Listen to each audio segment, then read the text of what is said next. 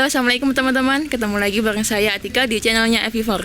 Nah, di podcast kali ini kita sedang mengunjungi seorang tokoh inspiratif dari Klaten yang merupakan seorang pegiat budaya nih. Beliau adalah pemilik Sanggar Sayur Rukun dan juga seorang penulis buku, yaitu Bapak Muhammad Ansori. Biasa disapa nih Gus Ansori ya. Monggo lah. Iya. Monggo. Langsung aja kita sama beliau nih. Assalamualaikum Gus Ansori. Waalaikumsalam warahmatullahi wabarakatuh. Apa kabar nih? Ya. Alhamdulillah baik. Ya, Gus boleh kenalan dulu sama teman-teman di sini nih. Ya, Derek Tepang. Perkenalkan saya Muhammad Ansori, tapi biasa dipanggil Muhammad Ansori. Asli lahir besar dan saat ini masih tinggal di Tibayan, Jatinom, Klaten. Kalau perkenalan lain nanti mungkin bisa bisa komen di bawah. Iya, Gus kita ngomongin tadi Sanggar Sayur Rukun ya. Itu jenengan sebagai pemiliknya. Nah, boleh diceritain nggak sejarah atau awal mula berdirinya Sanggar Sayur Rukun tuh bagaimana? Yang pertama nopo mungkin tidak sepenuhnya benar ketika sanggar menjadi milik saya. Jadi ini milik masyarakat lah istilahnya. Siapapun bisa merasa memiliki dan menjadi bagian dari Sanggar Sayur Rukun. Cuman memang awalnya sedikit saya ceritakan, ada keresahan saya dan beberapa teman, ada keresahan bahwa pada saat-saat itu, tahun-tahun itu, ya mohon maaf, konflik-konflik perdebatan budaya, perdebatan keagamaan itu justru kayak menguras tenaga pikiran, sekaligus ada efek kerenggangan di masyarakat, entah dirasakan secara langsung maupun tidak. Nah, terus beberapa teman sering ya kumpulnya di sini di rumah. Kalau boleh saya sebut ada Kang Sadono, ada Mbah Wiji yang juga kebetulan Sekdes Tibayan itu kan. Itu kita inten bertemu gitu kan. Ya kalau diformalkan itu kita pengen membuat rumusan yang kira-kira menciptakan ruang-ruang bertemu bagi masyarakat tapi minim konflik. Jadi kalau perdebatan agama nanti perang dalil, perdebatan budaya nanti perang pengetahuan gitu kan. Dan seterusnya, sehingga kurang lebih 2014 tercetuslah ide karena Tibayan dan masyarakat Klaten umumnya lah itu kan kebanyakan secara prosentase bertani ya. Bisa jadi mereka bertani karena memang petani, bertani karena memang penggarap sawah dan seterusnya, artinya tidak jauh-jauh dari kegiatan pertanian. Nah, titik itu yang kita ambil. Jadi hal yang mempertemukan masyarakat, khususnya masyarakat desa, itu salah satunya bertani. Kalau bicara berdagang nanti mungkin ada persaingan usaha dan seterusnya. Kenapa bertani? Satu, pertanian itu langsung menyangkut hajat hidup utama masyarakat secara umum. Terus yang kedua, tema-tema pembicaraan di lingkup pertanian itu biasanya sederhana kalau masyarakat desa loh ya. Tapi kalau masyarakat yang lebih modern mungkin lain itu kan. Tapi kalau masyarakat desa ya paling pupukmu nganggo apa, panenmu piro, sekarang harga cabai pedese Lombok itu kan memperpedes kehidupan yang sudah dialami kayak itulah intinya. Lah di sisi lain dalam perjalanannya saya teringat dan kemudian singkat ceritanya saja saya ngontak sama teman pegiat tani juga, Pak Kabul Subahid namanya, yang beliau konsen di penyulingan serai merah itu kan, jadi minyak serai, jadi sabun serai, sampai saat ini masih. Lah terus kemudian Pak Kabul saya ajak ke sini bertemu langsung dengan masyarakat. Terus kemudian kita hitung lahan yang tidak produktif di masyarakat. Singkat ceritanya disitulah secara belum resmi paguyuban sebetulnya terbentuk. Sanggar Sayur Rukunnya tadi ya. Belum ke sanggarnya, tapi paguyubannya. Jadi sanggar itu bagian dari paguyuban kalau. Jadi ada paguyuban, nanti ada Sanggar Sayur Rukun, nanti ada yang ada kelompok-kelompok lain, misalnya ada kelompok menjamur yang mereka dikuasai oleh ibu-ibu. Aktivitas utamanya adalah mengelola jamur mulai dari pembibitan sampai pasca produksi lah. Dari semua kalangan ya Gus ya, dari ibu-ibu sampai anak-anak juga kayak gitu ya. Nggih, jadi ya menitik beratkan ke anak-anak akhirnya, walaupun tetap aktivitas remaja ada, aktivitas ibu-ibu ada, aktivitas bapak-bapak ada gitu kan. Nah dari situ singkat cerita lahan yang tidak produktif ini kita sepakati, kita tani serai dan sebagai sarana berkumpul. Jadi awalnya hanya membuka ruang bertemu antar masyarakat dengan satu tema yang sama, minim perdebatan, syukur-syukur ada perselisihan. Ada aura kebahagiaan lah gitu kan. Ya kalaupun diskusi ya diskusi ala petani. Nek di kampung kami sering ada diskusi yang disebut sahur manuk itu kan. Jadi tidak formal. Sekarang yang usul siapa enggak? Karena kalau diformalkan kayak gitu, kadangkala malah justru mereka yang tidak punya keberanian khusus mau usul, selain terhambat waktu, mungkin juga terhambat keberanian atau terhambat kalah debat dan seterusnya. Tapi kalau sahur manuk, siapapun ngerti-ngerti tiba-tiba celebung, tiba-tiba nah itu kan. Lah terus kemudian muncullah agenda rutin pertemuan setiap bulan sekali. Pembahasannya itu pertanian. Pertanian awalnya. Lah perkembangannya lagi, iki nek guru pertanian terus kesel gitu kan. Akhirnya pertemuan berikutnya kita menghadirkan berbagai narasumber. Ada teman-teman yang aktivis anti narkoba kita hadirkan. Ada teman-teman aktivis pertanian, ada aktivis pendidikan, ada berbagai lah. Jadi setiap pertemuan itu ada yang ngisi, tapi nanti tetap ada aktivitas ini terkait dengan serai tadi yang satu tema utama tadi. Jadi awal sekali itu Mbak. Dari pertanian tadi ya. Terus kemudian kegiatan apa sih yang lain selain tadi namanya dari pertanian terus sampai sekarang tuh apalagi gitu yang lagi tren? Kalau saat ini kegiatan sanggar banyak nggih. Jadi mulai 2014 berkumpul tema pertanian, terus kemudian berkembang ketika perkumpulan ada usul buat diisi acaranya, terus kemudian diisi dengan karawitan, dengan hadroh itu kan. Pokoknya potensi yang ada di sini atau pernah ada di sini kita hidupkan.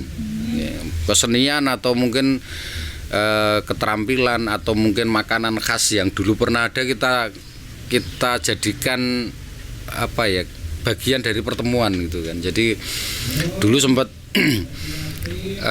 sajian menu ketika pertemuan itu ya gemblong, ya uli, jadi bukan menu-menu yang kita temui saat ini. Ya terus dari situ semangat untuk menghidupkan karawitan lagi, yang dulu sini ada grup karawitan tapi sudah layamu tu walayahya nek basane teman-teman duneke urip jek ambegan, duneke mati wong rasa raubah gitu kan. Antara hidup dan mati dan tidak bergerak kurang lebih 17 tahun 17 sudah mati. Tahun. Gamelan itu dalam penelusuran kan sampai sudah pecah hilang kemana-mana itu kan. Ya singkat ceritanya ada keinginan lagi menghidupkan selawatan. Nek orang dulu nyebutnya selawatan ya. Yang pakai nek kalau bahasanya sih gembrong, lalu sekarang ya rebana yang besar itu menghidupkan karawitan. Nah dalam perkembangannya lagi ketika keinginan itu muncul menghidupkan karawitan, kok anak-anak tertarik pada nonton, kenapa enggak sekalian kita ajarkan. Jadi ngalir banget, tidak by design, dibuka pendaftaran enggak ya. Anak-anak terus ayo siapa sing pengen berlatih. Terus akhirnya salah satu temen melatih anak-anak satu, muncullah karawitan Putra Sayur Rukun. Jadi anak-anak terus kemudian mulai dari mereka sejak SD sampai SMP sampai SMA. Biasa pada umumnya masa-masa SMA itu kan ada sisi-sisi sak penake dhewe, rada angel diatur gitu kan. Lah berpikirlah kemudian regenerasi, ngajak lagi adik-adiknya itu, sampai sekarang ini sudah generasi keempat untuk karawitan sebetulnya. Lah terus yang tidak suka karawitan dikasih kesenian lain, dibuka usulan pas pertemuan itu. Muncullah tari, terus kita kontak sama teman-teman yang bisa melatih tari, teman-teman isi saat itu, dan mereka relawan ya. relawan. Bener-bener nggak ada imbalan ya gitu juga berarti. Secara resmi tidak ada. Cuman di antara mereka imbalannya nggak bain-bain nih. Dikek bojo. Jadi kesini mulai bujang sampai di bojo kene itu.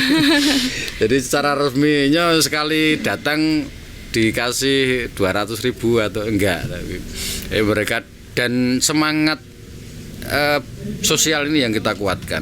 Makanya sampai sekarang Sanggar Sari Rukun itu kalau bicara apa istilahnya administratif keuangan, kita memang menyengaja tidak ada. Tidak ada. Nggak ada kasnya berarti. Tidak, ya nek kas ada karena terus terang ada beberapa kadang CSR, kadang walaupun kita kalau diberikan CSR tidak serta-merta mau nggih. Rada sombong kowe, Mbak. Kalau yang lainnya piye carane itu awake kene ditari rongkaran gelem gitu kan. Tidak ada keterlibatan dengan aktivitas politik secara khusus. Terus kemudian tidak ada kewajiban-kewajiban yang memberatkan atau apalagi mengikat teman-teman, itu oke. Kita juga mengakui beberapa kali kita dibayar pemerintah gitu kan. Dan itu kita laporkan. Yo kas boleh, tapi jangan sampai memberatkan gitu loh. Memberatkan gitu ya. Yeah. Oke, selama tadi 2014 ya Gus ya, Sanggar ini berdiri itu pasti ada suka dukanya banyak mesti. Nah, kesulitan apa sih selama ini Sanggar ini berdiri? Secara umum sama. Ketika saya bertemu dengan beberapa aktivis relawan di kampung, yang pertama itu ketika membangun sebuah komunitas atau apapun, apalagi basisnya sosial, itu nanti semangatnya luar biasa. Tapi dalam perjalanan waktu biasa kan mulai ada yang pengen muncul, ada yang mulai apa ya, nopo istilahnya, kalau dalam bahasa ekstrimnya ada konflik lah. Belum lagi nanti ada isu-isu yang berkembang di masyarakat, dari luar masyarakat. Lah, menanamkan, mengatur, terus kemudian memanage konflik itu yang kalau dikatakan nek duka enggak sih, karena kemudian kita akhirnya banyak belajar nih. Oh, ketika nanti kita mendirikan suatu, alurnya seperti ini kurang belajar lebih. Yang kemarin ya itu. Dimanapun tempat itu ada konflik, nanti berangkat bareng, terus kemudian mulai ada konflik, friksi, mulai dari pemikiran, mulai dari tujuan, mulai dari apa teknis gerakan dan seterusnya. Jadi nanti menata konflik dan alur pemikiran itu yang jadi, kalau ditanya suka dukanya ya banyak sukanya. Ya sukanya ya. Sukanya. Ya tergantung kita menikmati. Dari Sanggar ini mesti anak-anak ataupun juga banyak apa ya, dapat nilai-nilai yang nggak didapat di apa ya, mungkin kayak sekolah formal kayak gitu ya, Gus ya. Iya, kita pengennya memberikan itu, cuman kalau anak-anak atau masyarakat mendapatkan itu atau tidak ya tentu mereka yang menilai ya. Tapi bahwa ada kekangenan dan alhamdulillah sudah hampir sejak non formal itu kan hampir 7 tahun kita berjalan sampai sekarang juga masih eksis dengan berbagai dinamikanya loh ya.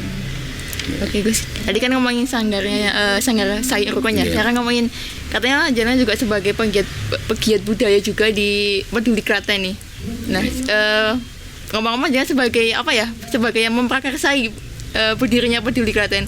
Bicaranya gimana sih? Saya bicara sejarah mawon nggih, kalau memprakarsai gitu kok pahlawan banget nih.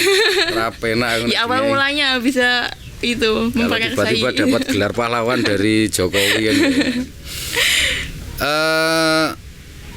Awalnya sekali saya ketika saat itu berada di salah satu lembaga resmi pemerintahan sih ya. Yang ya biasa di salah satu lembaga resmi pemerintahan, kritik dari masyarakat, terus kemudian saran baik yang membangun maupun yang tidak membangun sama sekali itu kan ada saja kan, karena suara masyarakat. Nah, singkat ceritanya ketika saya awal masuk di lembaga tersebut, tak sebut ke orang lembaganya,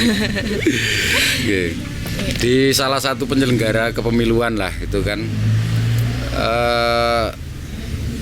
apa ya istilahnya, kalau saya mengistilahkan kita buka keran. Monggo masyarakat tahu betul dapurnya lembaga kami, boleh kasih masukan lewat apa saja, tapi istilahnya jangan dari balik layar.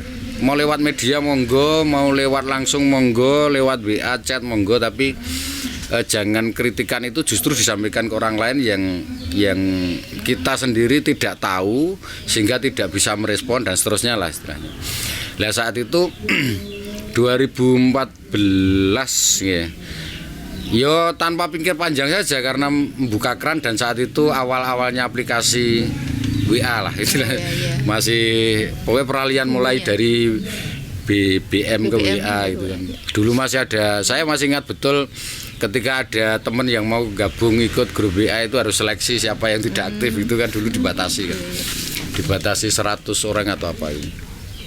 Nah dari situ siapapun saya masukkan, termasuk ada temen, oh ini saya masukkan jenengan rekomendasi teman lain yang bisa diajak diskusi di grup WhatsApp tersebut. Yo berkembang ngalir gitu saja. Jadi kok terus kemudian ini nanti organisasi kita bergerak enggak? Awalnya enggak, hampir sama dengan Sanggar tadi ya. Tapi bahwa ketika kita bertemu ada semangat untuk membuka diri, terus kemudian membuat wacana-wacana yang produktif gitu kan. Karena banyak juga wacana yang tidak produktif, bahkan kalau bahasa saya wacana-wacananya yang faedah gitu kan. Faedahnya aja enggak ada. Nah terus muncullah awal-awal memang lembaga kami banyak masukan, banyak kritikan, dan kita juga jadi tahu bahwa ternyata banyak informasi yang salah di masyarakat tentang lembaga, dan ini kemungkinan besar dialami oleh lembaga-lembaga yang lain, baik itu lembaga resmi pemerintahan maupun tidak. Nah, ketika kita wadahi ternyata beda kok semangat mereka. Nah, singkat ceritanya mulai dari eksekutif di Klaten, yudikatif legislatifnya di Klaten, teman-teman pegiat lembaga swadaya masyarakat, teman-teman petani, terus tokoh-tokoh lintas agama, mulai kiai, pendeta, terus ikut andil di situ gitu ya. Asal saya masukkan saja, saya masukkan saja. Diskusi awal-awalnya enggak karuan, kadang yang tokoh pendidikan melempari isu pendidikan, tapi nanti di setengah-tengah diskusi teman-teman yang aktivis narkoba memasukkan, jadi awal-awal enggak karuan gitu kan. Nah singkat ceritanya, karena saat itu memang menjelang pemilu 2015, temanya kemudian kayak mengerucut ke kepemiluan, bagaimana menciptakan pemimpin Klaten, bagaimana mengemas penyelenggara Klaten harus punya sesuatu yang beda dengan yang lain kayak gitu. Dan kita punya banyak inovasi itu justru karena memang ide-ide dari masyarakat. Jadi kita boso kami tinggal memformalkan lah itu kan, tinggal melegalkan biar nanti secara legal, formal dan hukum bisa kita pertanggungjawabkan. Tapi ini roh idenya dari masyarakat, tidak sekedar nyun ngapunten saestu program-program yang asal gugur kewajiban atau asal anggaran terserap gitu kan, sehingga tidak ada tindak lanjut. Nah dari kepemiluan ini muncullah diskusi-diskusi celetukan lah. Ini ada eksekutif, ada dinas, ada dewan, ada petani. Ini kalau cuma bahas pemilu eman-eman, pembahasan kita harus lebih luas dari itu. Klaten tidak hanya urusan pemilu, Klaten tidak hanya politik, Klaten juga ada ekonomi yang perlu dipikirkan, ada budaya yang perlu dibahas, ada seni budaya yang harus perlu dibangkitkan. Akhirnya meluas pembicaraan itu menjadi tema Klaten. Bahkan meskipun di awal itu agak fokus ke politik, akhirnya politik menjadi sesuatu yang jadi dibahas tidak secara serius gitu. Apalagi politik dalam artian ini nggih, dalam artian kontestasi loh nggih. Nah terus muncullah ide itu, bagaimana kalau grup ini dinamakan saat itu ada dua usulan mengerucut besar antara Peduli Klaten atau Klaten Peduli. Kalau Klaten Peduli ada kesan seolah-olah kita berharap Klaten mempedulikan kelompok ini gitu kan. Tapi kalau peduli Klaten, apa yang bisa kita berikan ke Klaten? Ya perdebatan seputar itu lah. Kemudian kegiatannya apa aja nih Gus? Peduli Klaten ini apa aja sih? Banyak ya Mbak. Akhir-akhir ini kayaknya ada pentas-pentas kayak gitu. Kalau di awal memang gerakan awal saya sampaikan ketika saya dan teman-teman Mbak Bimo, Mas Iwan yang wartawan senior itu kan seneng melanglang buana dari tempat ke tempat, sanggar ke sanggar di Klaten. Terus kita ketemulah salah satu kampung namanya Girpasang gitu kan, yang sekarang viral. Hampir semua orang ingin penasaran ke sana. Sampai wong Girpasang galau. Kita ke sana pertama kali listrik belum ada, akses jalan masih sangat buruk. Jadi ketika hujan itu kita nggak berani lewat karena memang jalannya tanah. Terus kemudian ketika akses taruhlah misalnya anak-anak mau sekolah itu mereka harus berangkatnya jam 3:30 pagi. Padahal kalau dijarak secara horizontal itu paling ya 1-2 kilo yang ketika ditembus secara sepeda kayu saja, sudah ontel saja sebetulnya 5-10 menit. Tapi karena Girpasang dikelilingi jurang setinggi 170-an meter, anak-anak harus berangkat itu. Dan karena faktor itu juga akhirnya akses ekonominya sulit, akses pendidikannya sulit, akses budaya, terus kemudian akses ke pemerintahan sulit. Lah tema itu yang kemudian diangkat awal sekali jadi gerakan peduli Klaten. Dari situ kita berjejaring, ini apa dulu yang kita selesaikan. Di sana akses air tidak ada, sulit lah, bukannya tidak ada tapi sulit karena harus turun ke jurang tadi. Akses listrik tidak ada, akses jalan sangat buruk. Akses kalau dulu sempat saya menyaksikan ketika misalnya ada kejadian ada seseorang mau melahirkan, iya. Bayangkan itu harus pakai tandu. Kesulitan ya. Jadi ditandu orang melahirkan atau mau sakit gitu kan. Jadi kursi ditali 4 itu ditandu beberapa orang gitu kan. Dan itu masih Klaten di 2015 saat itu, bayangkan. 2015 masih kayak gitu ya Gus. Nah, itu kan. Makanya terus ada kalimat ya sebetulnya guyon maton sih. Sebetulnya ini kalimat candaan tapi penuh makna. Menyelesaikan Girpasang, siapa yang bisa menyelesaikan Girpasang, menyelesaikan Klaten. Dan Girpasang tidak mungkin diselesaikan oleh satu lembaga, satu instansi, harus melibatkan banyak orang. Apalagi Gursak Peduli Klaten itu hanya beberapa gelintir. Lah dari situ terus kemudian gerakan itu mengalir terus. Kalau ini listriknya selesai, akses ekonominya piye gitu kan. Akhirnya kita ke sana lagi menanam pohon-pohon produktif yang sayur, terus kemudian yang sifatnya mereka bisa buat bulanan, bisa buat tahunan, biar mereka selesai lah istilahnya. Meskipun kita juga tidak banyak bisa membantu lebih ya, tapi menanam sayur itu akhirnya mereka ikut mengelola, tidak kemudian Bapak Ibu saya bantu beras gitu, tidak peduli, tidak demikian. Ini ada benih, caranya menanam begini, cara mengelolaan begini, nanti cara panen begini, jualnya kemana, monggo dikelola gitu kan, semacam itu. Jadi bukan cuma ngasih bantuan gitu ya? Ya walaupun sekali 2 kali perlu, tapi gimana cara masyarakat buat bisa kayak menggali potensi? Termasuk mandiri. Mandiri gitu ya. Nah, dulu kopi dicoba, terus merica dicoba, sayur mawar yang kasana itu kan, itu kita belajar bareng. Lah di sisi lain ternyata yang kita tidak tahu nilai-nilai kemanusiaan, nilai-nilai sosial yang di Girpasang itu luar biasa itu kan. Sampai mereka kenapa harus bertahan di sana, mereka bisa menjadi viral ya guys ya. Nah, viral itu efek bukan tujuan. Jadi mungkin awalnya satu penasaran karena memang kok ada ya Klaten punya kampung yang terbatas, hanya sekian orang aksesnya harus naik turun jurang, sehingga awalnya penasaran ke sana itu, mohon maaf semoga saya salah gitu kan. Jadi ke sana itu satu penasaran, yang kedua kayak ada rasa iba. Lah rasa iba itu kadang-kadang diwujudkan dalam bentuk ayo rono nggo bantuan gitu kan. Bukan sebagai pengetahuan tapi bawakan beras, bawakan ini. Nah, terus efeknya penyakit kita semua berbuat baik pun kan tidak lepas dari viral media gitu kan.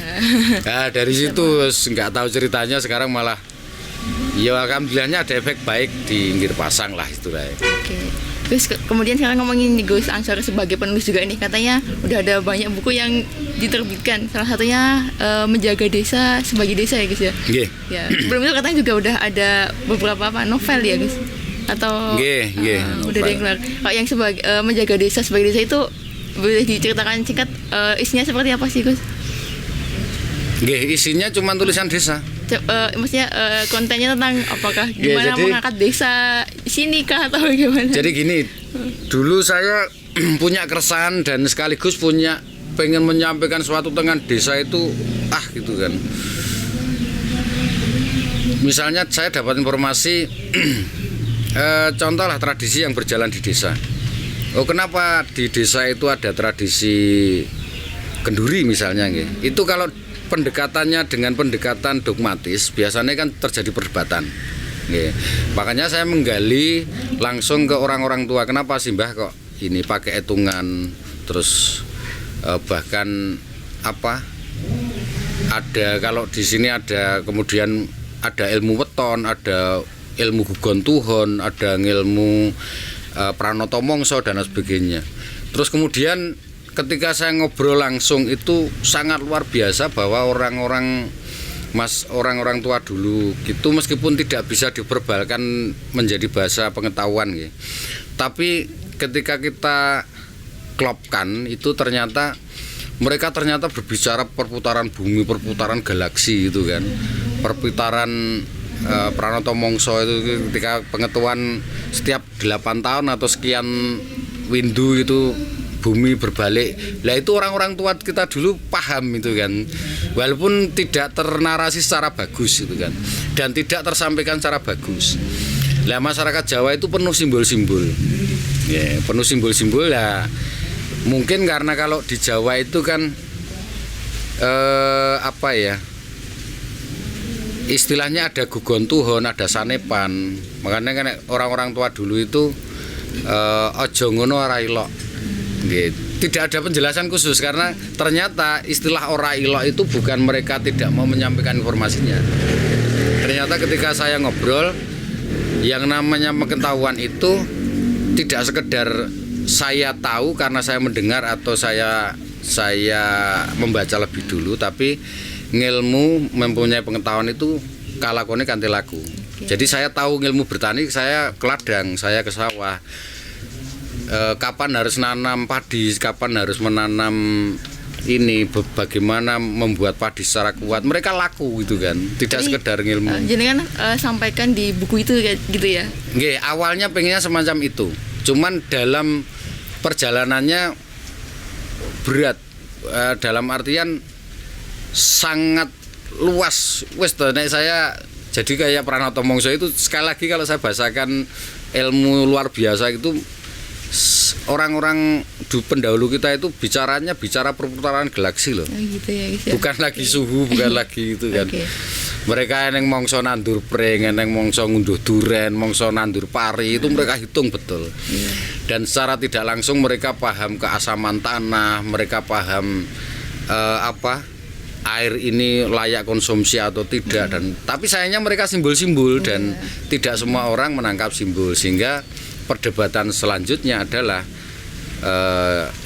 kalau apalagi masuk di bicara dogmatis, terus akhirnya jadi perdebatan yang tidak berujung. Sementara anak-anak sekarang kalau tidak dijelaskan secara ilmiah, mereka nggak bisa menerima gitu. Satu tidak bisa menerima, yang kedua langsung menentang. Wah, kok ngono ki apa gitu kan, kuno dan lain sebagainya. ngobrol ngalor ngidul. Nggak tahu aku mau ngomong apa lali.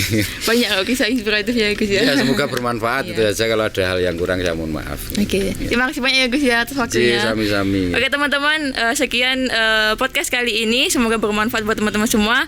Jangan lupa buat subscribe, like, share, dan komen video ini jika bermanfaat buat kalian. Terima kasih. Wassalamualaikum warahmatullahi wabarakatuh.